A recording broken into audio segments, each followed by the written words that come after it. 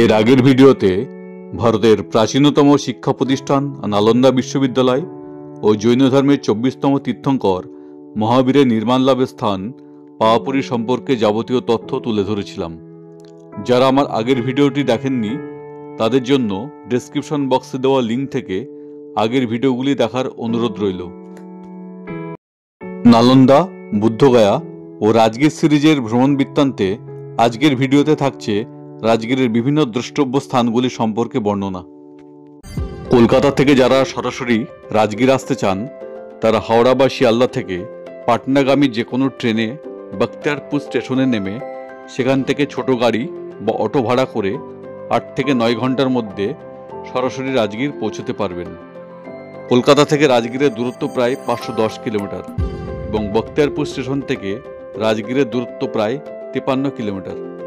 তবে যারা কলকাতা থেকে সড়ক পথে রাজগীর আসতে চান তারা গয়া হয়ে রাজগীর আসতে পারেন।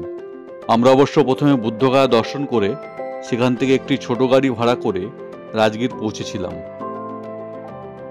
প্রাকৃতিক সৌন্দর্যের জন্য বিখ্যাত হলেও রাজগীরের ঐতিহাসিক ও পৌরাণিক গুরুত্ব অপরিসীম। এছাড়া মগধ সাম্রাজ্য ও বৌদ্ধ ধর্মের বিভিন্ন নিদর্শন ছড়িয়ে আছে রাজগীরের বিভিন্ন অংশে।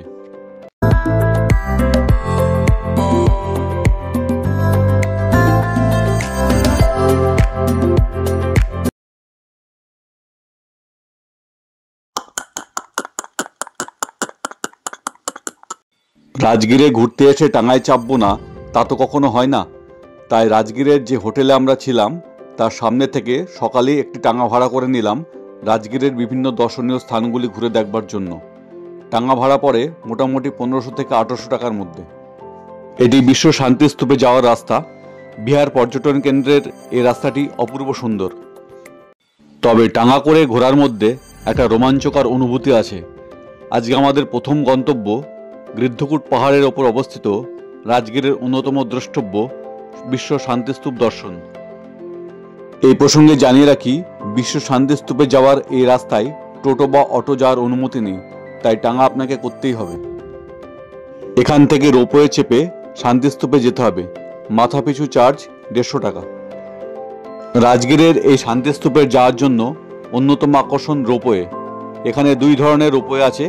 একটি কেবিন রোপওয়ে যেখানে 8 জন যাত্রী বসতে পারে, আর ওই দূরে দেখা যাচ্ছে সিঙ্গেল সিটার রোপওয়ে, এখানে 1 জন করেই বসে যেতে হবে। এগুলি কিন্তু 3 দিক খোলা থাকে। কেবিন রোপওয়েগুলি অনেকটা ওপর দিয়ে যায়। এখানে আসলে একটা কথা মাথায় রাখবেন, কেবিন রোপওয়েগুলি বেলা 1টা থেকে 2টো পর্যন্ত বন্ধ থাকে।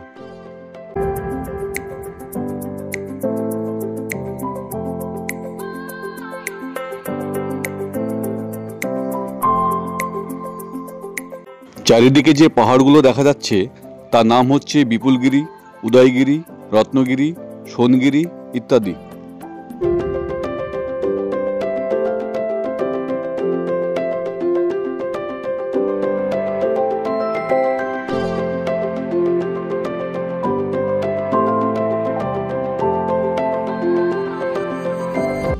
রাজগীর ভ্রমণের অন্যতম প্রধান আকর্ষণ এই বিশ্ব শান্তিস্তূপ। বুদ্ধদেবের স্মৃতি বিজড়িত এই শান্তিস্তূপ আমাদের আজকের ভ্রমণের প্রথম গন্তব্য। বুদ্ধদেব বৌদ্ধগয়াতে বোধিলাভের পর এই রাজগীরে এসে 12 বছর ছিলেন। মগধ সম্রাট বিম্বিসার এইখানেই বুদ্ধদেবের কাছ থেকে বৌদ্ধ ধর্মের দীক্ষা লাভ করেছিলেন।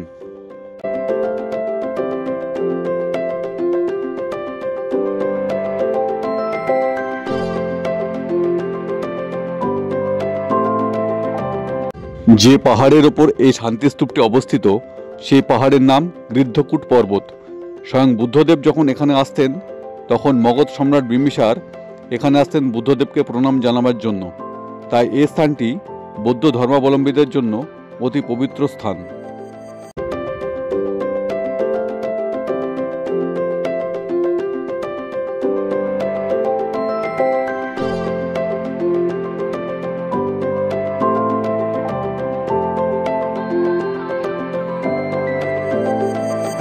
শান্তিস্তূপটির উচ্চতা 125 ফুট, ডায়ামিটার 144 ফুট এবং এর ওপরে যে গম্বুজটি রয়েছে তার ডায়ামিটার 72 ফুট।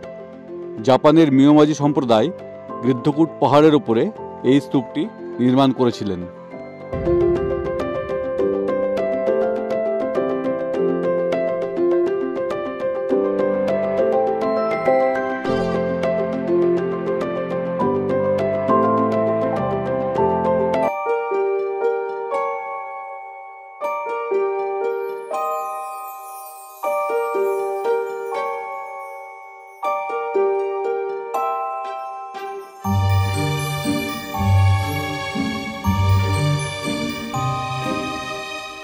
এখানে মগধ সম্রাট বিম্বিসারের গুপ্তধন ছিল বলে জানা যায়, তাই এই জায়গাটির নাম সোন ভান্ডার।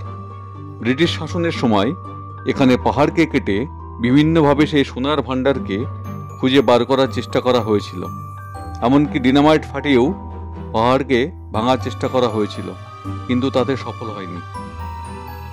এখানে দুটি গুহা আছে খ্রিস্টপূর্ব 319 থেকে 178 সালের মধ্যে, যেগুলি বানানো হয়েছিল বলে জানা যায়। গুহার ভেতরের পরিবেশটা এমনই যে ঢুকলেই একটা রহস্যের গন্ধ পাওয়া যায়।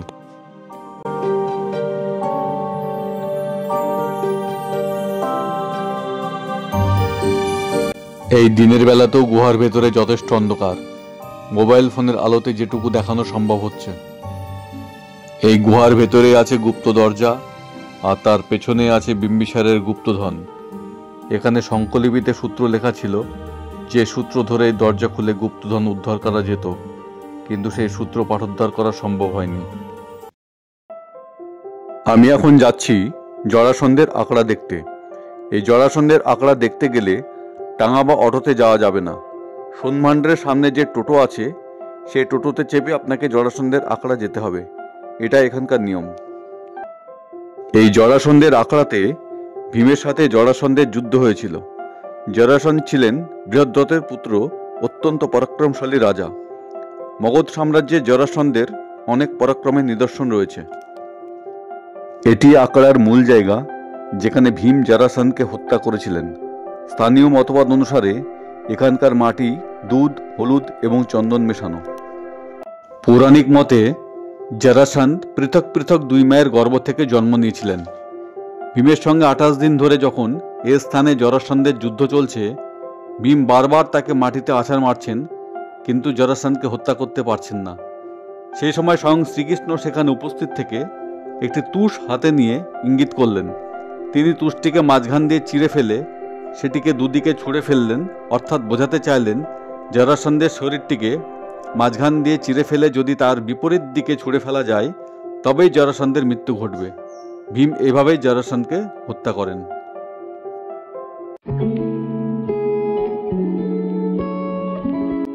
আমি এখন যে জায়গাটিতে দাঁড়িয়ে আছি, এটি হচ্ছে বিম্বিসারের কারাগার। বিম্বিসারের পুত্র অজাতশত্রু তার পিতাকে এখানে বন্দী করে রেখেছিলেন। কথিত আছে বিম্বিসার নিজেই বন্দী অবস্থার জন্য এই জায়গাটিকে নির্বাচন করেছিলেন, কারণ ওই পাশটায় রয়েছে গৃদ্ধকূট পর্বত। এই গৃদ্ধকূট পর্বতের চূড়াতে বুদ্ধদেব যখন আসতেন, তখন বিম্বিসার এখান থেকেই বুদ্ধদেবকে দর্শন করতেন। এটি প্রায় 2500 বছরের পুরনো। আর্কিওলজিক্যাল সার্ভে অফ ইন্ডিয়ার তত্ত্বাবধানে এই জায়গাটিকে খনন করে কিছু লোহার শিকল এবং এই বাউন্ডারি ওয়াল উদ্ধার করা হয়েছে।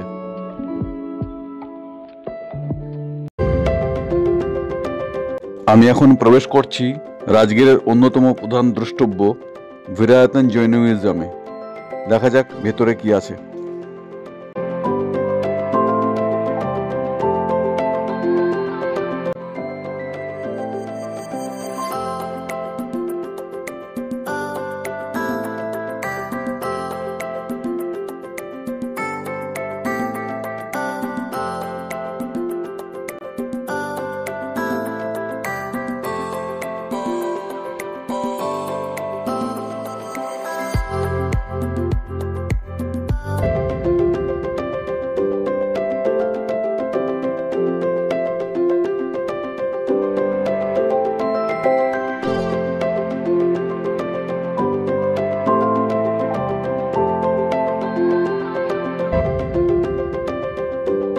আমি এখন আছি বেনুবনে।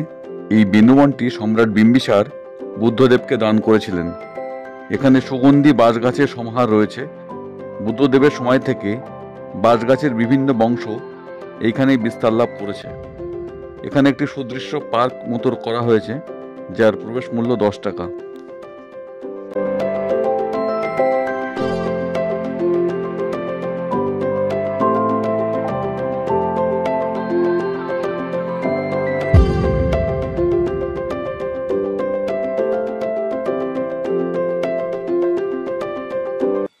বেনুবনের ভেতরে বিরাট বড় একটি জলাশয় রয়েছে, আর জলাশয়ের অপর দিকে রয়েছে বুদ্ধদেবের একটি মূর্তি। আর বেনুবনের এই পুকুরে প্রচুর পরিমাণে হাইব্রিড মাগুর মাছ দেখা যাচ্ছে।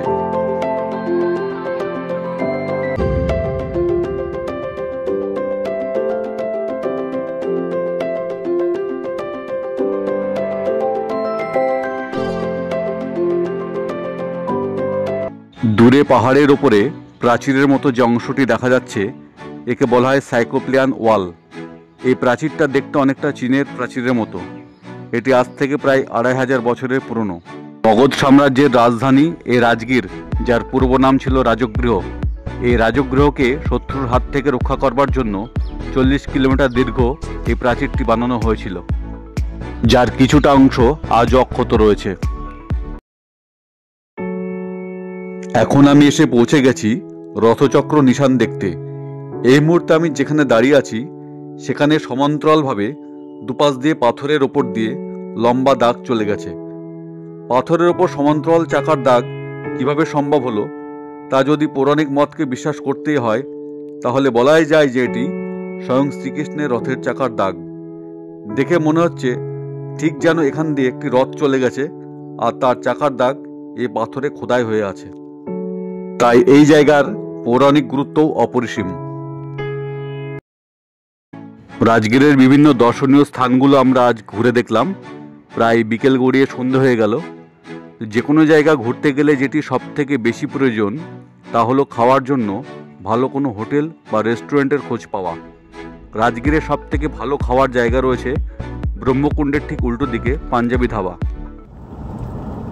খুব শীঘ্রই পরের ভিডিওটি নিয়ে আপনাদের সামনে আমি আসব। আর আজকের ভিডিওটি যদি ভালো লাগে তাহলে অবশ্যই সাবস্ক্রাইব করতে ভুলবেন না।